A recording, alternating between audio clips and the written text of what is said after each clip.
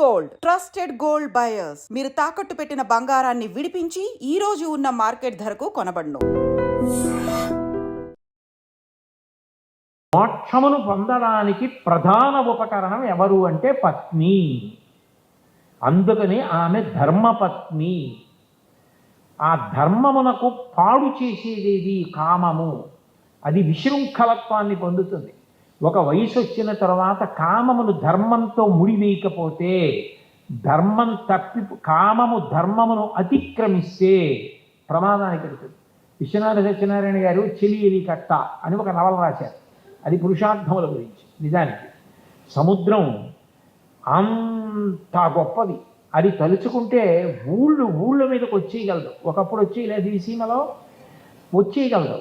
కానీ చేతకాని దానిలా ఒడ్డు వరకు వచ్చి కెరటాలు వెనక్కి వెళ్ళిపోతుంటాయి. పురుషుడు తనంత తాను ఎంత శక్తివంతుడైనా, ఎంత కీర్తివంతుడైనా, ఎంత గొప్పవాడైనా తన ప్రతిజ్ఞకి తాను కట్టుబడతాడు. ధర్మీచ అర్థేచ కామీచ నాతిచరామి. ఈమెను దాటను, చెలియలి కట్ట, సముద్రము ఒడ్డును దాటనట్టు దాటడు, ఆమెను అతిక్రమించడు. ఆమె ధర్మపత్ని. ధర్మపత్ని అన్న మాటకు అర్థం ఏంటంటే కామము ధర్మంతో ముడిపడింది. మొట్టమొదట శరీరమునందు ఒక వయసు వచ్చిన తర్వాత మనసులో కలిగేటటువంటి కామము ధర్మంతో ముడిపడిపోతే అర్థము ప్రభవిస్తుంది. అందులోంచి కామము ఆమె యందు అన్వయమైంది కాబట్టి ఇప్పుడు ధార్మికమైన అర్థం కలిగింది. అందుకే ధర్మ ప్రజా సంపత్త్యర్థం అని సంకల్పం చెప్తారు వివాహంలో. ధార్మికమైన సంతానం కావాలి మాకు. కామము ధర్మముతో ముడిపడి ధర్మపత్ని యందు అన్వయమైతే కొడుకు కూతురు పుట్టారు. ఇప్పుడు ఈ కూతుర్ని కన్యాదానం చేసి 21 తరాలు తరించిపోయాయి. ఆ కొడుకు తన వంశాన్ని నిలబెట్టాడు. ఒకవేళ తండ్రి గారు పుణ్యం చేసుకోలేకపోయినా కొడుకు చేసినటువంటి పుణ్యము వలన 7 తరాలు తరించిపోయినటువంటి వాళ్ళు ఉన్నారు. కాబట్టి తరింపచేస్తాడు కొడుకు. ఇప్పుడు ఈయన తరించడానికి కారణం ఎవరయ్యారు? ఆమె కారణమైంది. ధర్మపత్ని యజ్ఞం చెయ్యాలి. యజ్ఞం చెయ్యాలి అంటే పక్కన ధర్మపత్ని ఉండాలి. ఒకవేళ ఆమె అనారోగ్యంతో ఉండి మంచంలో ఉంది, ఏం పర్వాలేదు, ఆమె ఉంటే చాలు. ఆమె మంచంలో పడుకుని ఉన్నా ఆమె ఉన్నది అని గుర్తు ఏమిటంటే ఉత్తరీయం ఎడమ భుజానికి తగలచ్చు. ఎడమ భుజానికి ఉత్తరీయం తగులుతోంది అంటే ఆయన మంగళస్వరూపి అని గుర్తు. భార్య ఉన్నవాడు మంగళప్రదుడు అని. అప్పుడు ఆయన యజ్ఞయాగాది క్రతువులు చేయొచ్చు. ఆమె లేదు, ఆమె శరీరం వదిలిపెట్టేసింది. పురుషుడికి 2 పోతాయి, ఇహము పరము 2 పోతాయి. ఎందుకని అంటే నిజానికి ఇల్లు అంటే ఇటకలతో కట్టినది కాదు. ఇల్లు అంటే గృహిణి గృహముచ్యతే. గృహిణి ఇల్లాలు. ఇంటికి వెళ్ళేటప్పటికీ అంత ప్రేమతో ఎంత అలిసిపోయిచ్చారో ఇది తినండి అని అంత ప్రేమతో మళ్ళీ తల్లిలా పెట్టగలిగేది ఎవరు అంటే భార్య. తన కామము ధర్మము చేత ముడిపడేటట్టు చేసి తను అంత క్లిష్టమైన ప్రసవ వేదన పొంది వంశాన్ని నిలబెట్టి ఆయనకు బిడ్డల్నిచ్చేది ఎవరు అంటే పత్ని, భార్య. ఆయన యజ్ఞయాగాది క్రతువులు చేయడానికి కారణం ఎవరు అంటే ఆమె. తన కడుపున పుట్టిన కూతురైనా కన్యాదానం చెయ్యాలంటే ఆమె లేకపోతే అధికారం లేదు. అంటే ఆయన చేసేటటువంటి సమస్త పుణ్యాలకి కారణం ఎవరు అంటే ఆమె. ఆమె వెళ్ళిపోయిందో ఇహము పరము 2 పోయి. ఇంటికి వెళ్ళేటప్పటికి ఆ ఆదరణ ఇది, ఆ సంతోషం ఇది, ఆ పిలిచేవాళ్ళు ఎవరు, ఆ తాపత్రయపడేవాళ్ళు ఎవరు, ఒంట్లో బాగున్నా బాగుండకపోయినా తిన్నారా తిన్నారా తిన్నారా అని తాపత్రయపడిపోయేది భర్త కూడా కోరని ఒకే ఒక కోరిక కోరేది ఎవరు అంటే పత్ని ఒక్కతే. ఆయన చేతిలో నేను విడిపోవాలి పసుపు కుంకాలతో అని అడుగుతుంది తప్ప ఆయన నా చేతిలో విడిపోవాలని ఎంత ప్రేమ ఉన్నవారు కోరరు. కంచి కామకోటి పీఠాధిపత్యం వహించిన చంద్రశేఖరేంద్ర సరస్వతి మహాస్వామి వారి చంద్రమౌళీశ్వరారాధన చేసి తీర్థమిస్తుంటే ఒక ఆవిడ వచ్చి చెయ్యి చాపితే ఆయన తీర్థం ఇచ్చి ఆమె వంక చూశాడు. ఆమె స్వామి నేను మిమ్మల్ని ఒక్క వరం అడగచ్చా అని కళ్ళంబట నీళ్లు ధార కింద పడిపోయి ఆయన ఆశ్చర్యపోయి ఏమమ్మా అని అడిగాడు. నా చేతులలో మా ఆయన వెళ్ళిపోయేటట్టు వరం ఇవ్వగలరా అంది. ఆయన తెల్లబోయి ఉద్ధరిని గిన్నెలో పడేసి ఏమడిగావు అన్నారు. నా చేతులలో మా వారు వెళ్ళిపోయేటట్టు వరం ఇవ్వండి అంది. ఏమి అన్నారు. ఆయన అనారోగ్యంతో ఉన్నారు, జబ్బు మనిషి, మంచంలో ఉన్నారు. నేను సంపాదించి కష్టపడి పెట్టి ఆయన అలా కాపాడుకుంటున్నాను. నేను వెళ్ళిపోతే ఆయన్ని చూసేవాళ్ళు లేరు, ఆయన ఏమైపోతారో అని బెంగ. ఆయన వెళ్ళిపోయాక నాకు ఇంక అక్కర్లా ఈ ప్రపంచం. నా చేతిలో ఆయన వెళ్ళిపోయిన ఉత్తర క్షణంలో నేను వెళ్ళిపోవాలి, కానీ నేను వెళ్ళిపోయిన తర్వాత ఆయన ఉంటే నేను వెళ్ళలేను. అందుకని పసిపిల్లాన్ని చూసుకుంటున్నట్టు చూసుకుంటున్నాను. ఆయన ముందు నేను వెనక అయ్యేట్టు కొద్దిగా మార్పు చేసి పెడతారా? అంత సర్వసంగ పరిత్యాగి, అంతటి మహాస్వామి 2 చేతులు వెనక్కి పెట్టి అలా ఉండిపోయారు. ఇది ఈ దేశ సంస్కృతి, ఇది ఈ దేశంలో దాంపత్యం అంటే, ఇది ఈ దేశంలో భార్యాభర్తలంటే. ఆమె కోరిన కోరిక ఎంత గొప్ప కోరికో చూడండి అన్నారు. ఆయన అనుగ్రహించారో అనుగ్రహించలేదో ఆయనకి ఎరుక. అంతటి దయార్ద్ర హృదయుడు ఎంత కదిలిపోయి ఉంటారో బహుశా. అంటే భార్యాభర్తల అనుబంధం అన్నది అంత గొప్పది. ప్రతి చిన్నదానికి విడాకులన్న మాట తెలియని జాతి భూమి మీద ఏదైనా ఉంటే అది ఒక్క భారతదేశమే. రామాయణంలో అంత తప్పు చేసినటువంటి అహల్యని కూడా తపస్సు చేయించి తప్పు దిద్దించి మళ్ళీ తన భార్యగా స్వీకరించిన వాడు గౌతముడు తప్ప కామం కోసం విశృంఖలత్వాన్ని పొందడం తెలియకపోవడం, ధార్మికంగా ధర్మపత్నిని స్వీకరించడం, ఇద్దరూ కలిసి ప్రస్థానం చేయడం, ఇద్దరూ ఒడిలిపోవడం, ఇద్దరూ మనవల్ని పొందడం, ఇద్దరూ వానప్రస్థంలో హాయిగా భగవంతుడి గురించి ఆలోచన చేస్తూ చిట్ట చివరి ఊపిరి వరకు ఈశ్వర సేవ చేస్తూ తరించిపోవడం. చక్రవర్తులైన వాళ్ళు కూడా ఈ దేశంలో కొడుకు పెద్దవాడయ్యాడు, వాడు ఇప్పుడు పరిపాలించగలిగిన సమర్థుడయ్యాడంటే అంత శక్తి ఉండి కూడా అంతఃపురాల్ని రాజ్యాల్ని వదిలిపెట్టేసి వానప్రస్థానికి వెళ్ళి తపస్సు చేసి తరించిపోయారు. అంతంత గొప్ప గొప్ప వాళ్ళు పుట్టినటువంటి దేశం, అంత గొప్ప కుటుంబ వ్యవస్థ. ఎంతసేపు ఆలోచన ఎట్లా ఉండేది అంటే, నా వారిని నేను ఎట్లా కాపాడుకోవాలి. ఏదో అది తండ్రి వరకో తల్లి వరకో కాదు, తాత ముత్తాతల వరకు సగరుల్ని తరింపచేయడం కోసం భగీరథుడు అంత తపస్సు చేసి గంగావతరణం చేయించి త్రిపదగని చేయించి పాతాళలోకానికి తీసుకెళ్ళి 60,000 మంది సగరుల యొక్క బూది కుప్పల నుంచి ప్రవహింపజేశాడు. వాళ్ళందరూ ఉత్తీర్ణులై స్వర్గలోకానికి వెళ్ళారు. నాకెందుకు నా తాత ముత్తాత ఎక్కడి సగరులు అని అనుకోలేదు. అది ఆయన అంశుమంతుడు చేయలేకపోయాడు, సగరుడు చేయలేకపోయాడు, అంశుమంతుడు అయిపోయాడు, దిలీపుడు అయిపోయాడు, తర్వాత భగీరథుడు వచ్చాడు. అయినా అంత గొప్ప తపస్సు చేసి గంగావతరణం చేసి తరింపచేశాడు. ఈ లోకంలో ప్రత్యేకించి మనకి భారతదేశంలో కుటుంబ వ్యవస్థ అన్నది అంత గొప్పది. అన్నిటికన్నా చాలా చాలా గొప్ప విషయం భార్యతోటి భర్తకి, భర్తతోటి భార్యకి కలిసి ఉన్నటువంటి అనుబంధం. నిజానికి పురుషుడి యొక్క జీవిత మర్యాద ఎక్కడ తెలుస్తుంది అంటే, భార్య వెళ్ళిపోయేటప్పుడు ఎన్ని జన్మలెత్తినా ఆయనకే భార్యను కావాలి అని వెళ్ళిపోతుందే ఆ పురుషుడి జీవితం సార్థక్యం. ఒకవేళ ఆమెకి ఆయన మంచివాడైనా అట్లా అనిపించలేదనుకోండి, అట్లా అనకుండా వెళ్ళిపోయింది అనుకోండి, ఆయనకు వచ్చిన నష్టము ఉందని నేనేమి అంటలేదు. కానీ అన్ని అనుబంధాలని పక్కన పెట్టేసి వాళ్ళిద్దరూ కలిసి ప్రస్థానం చేయడం అన్నది ఈ దేశం యొక్క గొప్పతనం. ఆమె ఎక్కడో పుట్టింది, తల్లిదండ్రులు ఉన్నారు, ఆమెకో పుట్టింటి పేరుంది, ఆమెకో వంశం, ఆమెకో గోత్రం ఉంది, ఆమెకి స్నేహితులు ఉన్నారు, ఆమె ఉన్న ఊరుంది.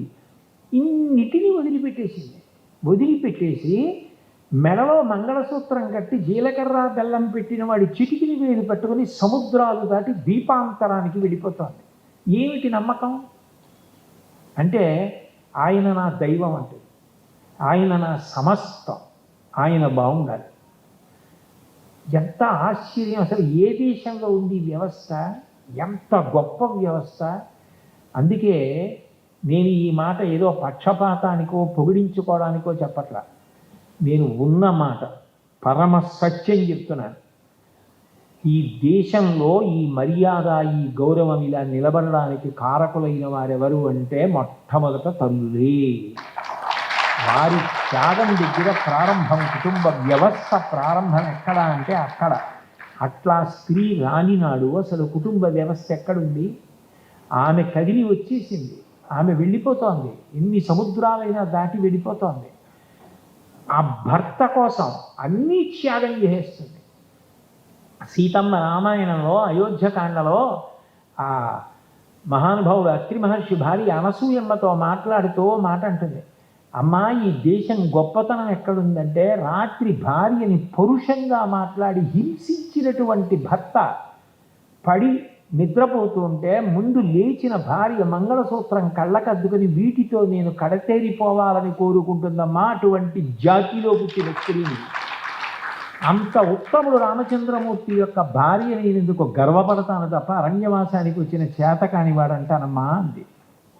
అది ఈ దేశపు వైభవం. చిట్ట చివరికి చేరేటప్పటికి పైకి మాట్లాడరు కానీ గుప్తంగా మనసులో బెంగ అంతా ఏమిటంటే నాకన్నా ముందు ఇది వెళ్ళిపోతే పర్వాలేదు, నేను ఉంటాను, నేను చూస్తాను, ఆఖరి వరకు నేను ఏదో చూడగలను, ఏదో తాపత్రయం ఆయనకి. ఆయన బెంగంతా ఏమిటంటే నేను వెళ్ళిపోతే ఇది ఏమైపోతుంది. అప్పుడు ఆయనకి ఆమె బలహీనతలన్నీ గుర్తొస్తాయి. తొందరగా కోపం వస్తుంది, చటుక్కున మాట అంటుంది, మనసు మంచిదే కానీ దీన్ని అర్థం చేసుకుంటారా, ఇంత బతుకు బతికింది, ఇంత గౌరవాన్ని పొందింది, ఏమైపోతుంది అని బెంగ. కుటుంబ వ్యవస్థకున్న గొప్పతనం ఏమిటంటే కొడుకు ఒక్కడు మంచివాడు అనుకోండి, ఆయన హాయిగా శరీరం వదిలేస్తాడు, ఏం పర్వాలేదు వాడు. ఎక్కడండి అసలు మనిషికి శాంతి? అది తప్ప ఎక్కడుంది? సమస్త శాంతికి కారణం కుటుంబ వ్యవస్థే. మనిషికి సంస్కారం ఎక్కడి నుంచి వస్తుంది? విశ్వవిద్యాలయం సంస్కృతికి ఏది అంటే తాతగారు పడుకున్న మంచం. తాతగారు పడుకుంటాడే, పడుకున్నప్పుడు మనవడు వచ్చి తాతగారి డొక్కలో చేరుతాడు. చేరి తాత తాత కథ చెప్పండి, తాతగారండి కథ చెప్పండి, తాతగారండి కథ చెప్పండి అంటాడు. తాతగారండి కథ చెప్పండి అంటే తాతగారు అప్పటికి చెప్పిన కథ మనవడు నిద్రపోవడానికి పనికొస్తుంది.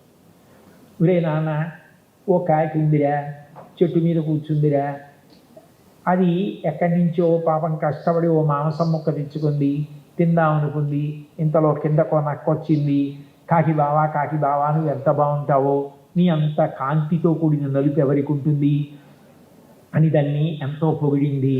కాకి నిజంగా అనుకుంది, నోట్లో ఉన్న మాంసం ముక్క వదిలిపెట్టి దాని కంఠం అంత బాగుంటుందని నక్క పొగిడిందని కావుని పాట పాడింది. ఆ మాంసం ముక్క కిందడిపోతే నాకు ఎత్తుకుపోయింది అని తాతగారు చెప్తాడు. చెప్తే మనవాడు అది విని తాతగారు చాలా బాగుంది తాతగారు అని పడుకుని నిద్రైపోయాడు. వాడు తర్వాత పెద్ద అధికారి అయ్యాడు. అయిన తర్వాత ఎవరో వచ్చి నిష్కారణంగా వాడిని పొగుడుతున్నాడు. పొగుడుతుంటే వాడు అనుకుంటాడు, చిన్నప్పుడు మా తాతగారి పక్కన పడుకున్నప్పుడు మా తాతగారికి అది చెప్పాడు, ఇలా నక్క పొగిడితేనే కాకి మాంసం మొక్క వదిలింది, మా తాతగారు చిన్నప్పుడే నేర్పారు, నేనేం అలా లొంగనంటాడు. తాతగారు మంచం విశ్వవిద్యాలయం పిల్లవాడి యొక్క వ్యక్తిత్వాన్ని చక్కదిద్దుతుంది.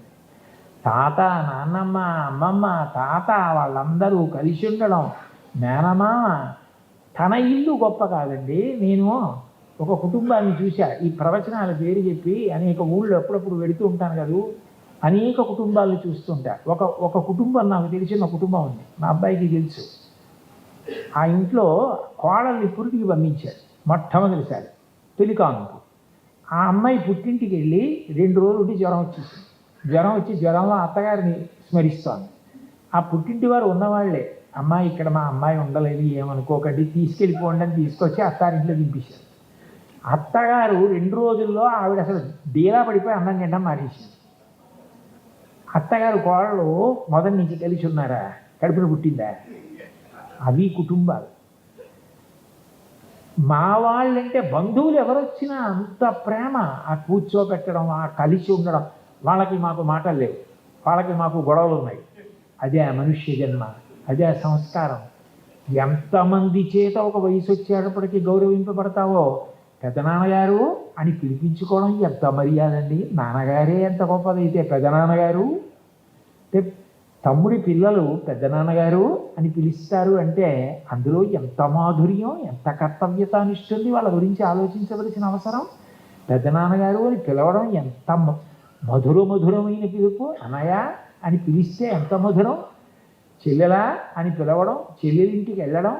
అసలు కార్తీక మాసంలో భగినీహస్త భోజనం అని, చెల్లెలింటికి వెళ్ళరా, చెల్లెలు అన్నం వాడికి లేక చెల్లెలింటికి వెళ్ళాలి, చెల్లెలు పెట్టిన అన్నం తినాలి, చెల్లెల్ని పిలవాలి, చెల్లెలికి పెట్టాలి. భగినీహస్త భోజనం అని పెట్టారు. అంటే మానవీయ విలువలకి ఎంత మర్యాదనిచ్చారో. ఇవి ఇంత గొప్పవైతే ఇంతకన్నా గొప్పది గురు శిష్య సంబంధం. ఆయన కుటుంబ వ్యవస్థలో ఒకడు కాడు, కానీ ఎవరికన్నా త్యాగమూర్తి ఎవరంటే గురువే. ఆయన ఎంత కష్టపడి నేర్చుకున్నాడో.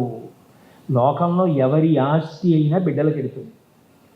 గురువుగారి ఆస్తి మాత్రం ఆయన చదువు, ఆయన సంస్కారం. అవి ఎవరికి ఎడతాయంటే ఆయన మీద నమ్మకం ఉన్న ఆయన శిష్యులందరికీ వెళ్ళిపోతాయి తప్ప ఆయన బిడ్డలకే అవి వెళ్ళవు. అందరూ ఏం చేస్తారంటే పుట్టుకనిస్తారు తల్లిదండ్రులు, కానీ మళ్ళీ పుట్టవలసిన అవసరం లేని జ్ఞానములు ఇవ్వగలిగిన వాడు గురువు. అటువంటి గురువు పట్ల అంత గౌరవం ఉండడం అన్నది కుటుంబ వ్యవస్థలోనే నేర్చుకుంటారు. ముత్తుస్వామి దీక్షితారు వారికి చిదంబరనాథయోగి మీద అంత గౌరవం ఎందుకు వచ్చింది? తండ్రి గారు అయినటువంటి మహానుభావుడు ఆయన నేర్పినటువంటి సంస్కారం. ఆ గురువుని గౌరవించడం. అబ్దుల్ కలాం గారంతటి వారు వ్రాసుకున్నారు జీవిత చరిత్రలో. చిన్నప్పుడు తన గురువు తనని తీసుకెళ్ళి ఆ పక్షి ఎలా ఎగురుతుందో చూపించడం వల్ల ఏరోనాటికల్ ఇంజనీరింగ్లో ఆయనకి ఎంత ఉత్సాహం కలిగిందో, ఎందుకు ఆ విద్యలోకి ప్రవేశించారో.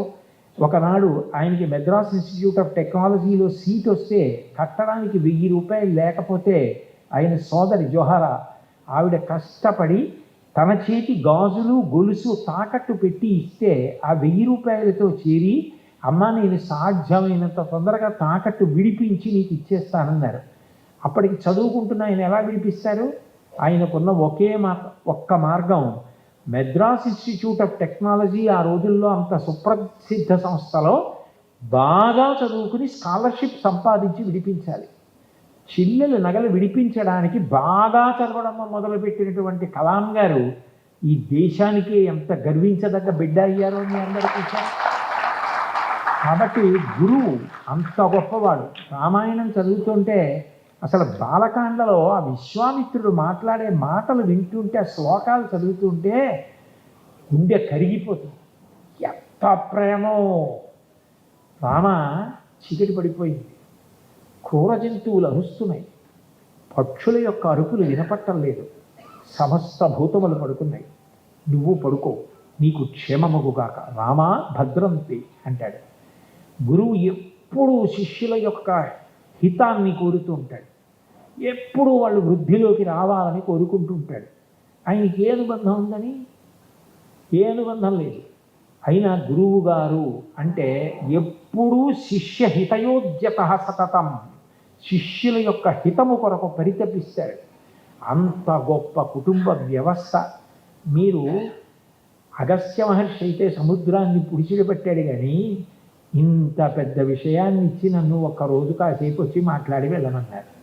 అందుకని మీకు తెలియని విషయాలు కావు. మీరందరూ కుటుంబాల్లో లేని వాళ్ళు కారు. అందరూ అన్నీ తిన్నవే. కానీ ఒక్కొక్కసారి ఎలా ఉంటుందంటే, మనం తిన్న పదార్థం యొక్క గొప్పతనాన్ని ఇంకోళ్ళు చెప్తుంటే చాలా సంతోషంగా ఉంటుంది. ఏదో నాగపూర్లో తయారు చేసే హల్వా ఇంత గొప్పది అని మనం హల్వా తింటూ ఉండగా నాగపూర్ వాళ్ళు ఎవరో కమలా ఫలాలతో ఇక్కడ ఇంత బాగా చేస్తారని చెప్పి, అబ్బా ఇంత గొప్పదా అని గుర్తుండిపోయినట్టు. అందరూ కుటుంబ వ్యవస్థలో మాధుర్యం అనుభవిస్తున్న వాళ్ళే అయినా దాన్ని ఒకసారి విని సంతోషించాలి, మరింత పూనిక పొందాలి, మన పిల్లలు పొందాలన్న మంచి మనసుతో మీరు ఇంత మంచి విషయం గురించి తెలుసుకోవాలనుకోవడం నాకు ఎంతో ఆనందాన్ని ఇచ్చింది. భగవంతుని యొక్క నిర్హేతుక కృపాకటాక్ష వీక్షణముల వలన ఎప్పటికీ కుటుంబ వ్యవస్థ చిక్కు చెదరకుండా ఇట్లాగే నిలబడి ప్రతి ఇంట తాత, నాన్నమ్మ, అమ్మమ్మ, తాత, మేనమామలు, అత్తలు, మేనత్తలు, మామయ్యలు, తల్లి, తండ్రి, పిల్లలు ఇంతమంది కలుస్తూ ఒకళ్ళింటికొకళ్ళు ఎడుతూ భోజనాలు చేస్తూ పొరపక్షాలు లేకుండా పచ్చని చెట్టులా సంతోషంగా ఋషులు కోరుకున్నట్టుగా ఈ సమాజం వృద్ధిలోకి వచ్చేటట్టుగా అనుగ్రహించాలి అని కోరుకుంటూ ఈశ్వరుడి పాదములకు వీరొక్క మాట నమస్కరిస్తూ ఇంత ప్రేమగా నన్ను తీసుకొచ్చి కూర్చోబెట్టి మీ అందరూ కూడా విన్నారు. ఇటు తిరిగి నాకు ఒక్కటే చిన్న బాధ కలిగింది. ఏంటంటే పాపం నేను వచ్చేటప్పటికి ఆ పాప తల మీద 2-3 కలశలు పెట్టుకుని నృత్యం చేస్తోంది. అటువంటప్పుడు ఏమాత్రం దృష్టి కేంద్రీకరణ తగ్గినా అవి కింద పడ్డాయనుకోండి, ఆ అమ్మాయి నృత్యం సరిగ్గా చేయలేదంట. అందుకని నేను వచ్చినప్పుడు నా చుట్టూ చేరితే ఆ అమ్మాయికి దృష్టి కేంద్రీకరణ పోతే పాపం చిన్న పిల్ల ఎక్కడ అప్రతిష్టపడి చిన్నపుచ్చుకుంటుందో అని బెంగపెట్టుకుని, అయ్యో నా వల్ల ఆ అమ్మాయికి అట్లా కష్టం రాకూడదని ఇప్పుడేం వద్దు ఏం వద్దు ఏం వద్దు పక్కకుండండి అని చెప్పడానికి కారణం ఆ అమ్మాయి మీద ప్రేమ. అది లేని నాడు నేను కుటుంబ వ్యవస్థ గురించి మాట్లాడడానికి నాకు ఏం అధికారం ఉంటుంది? అందుకని మీ అందరి ప్రేమకి నేను వేరొక్కసారి కృతజ్ఞతలు తెలియచేస్తూ, మీరు కుటుంబ వ్యవస్థలో ఇంటికెళ్ళి భోజనం చేయడం కూడా అంతర్భాగం. గాజుల చేతి భోజనం చేసి సంతోషించాలి, అదొక మహదైశ్వర్యం. ఆయన గాజుల చేతి భోజనం చేస్తున్నాడంటే 95 ఏళ్ల వాడికి 90 ఏళ్ల భార్య గాజుల చేతి భోజనం పెట్టడం ఒక మహదైశ్వర్యం. అందుకని ఈ ఐశ్వర్యం ఎప్పటికీ అట్లాగే ఈశ్వరుడు అందరికీ అనుగ్రహించాలని కోరుతూ స్వస్తి.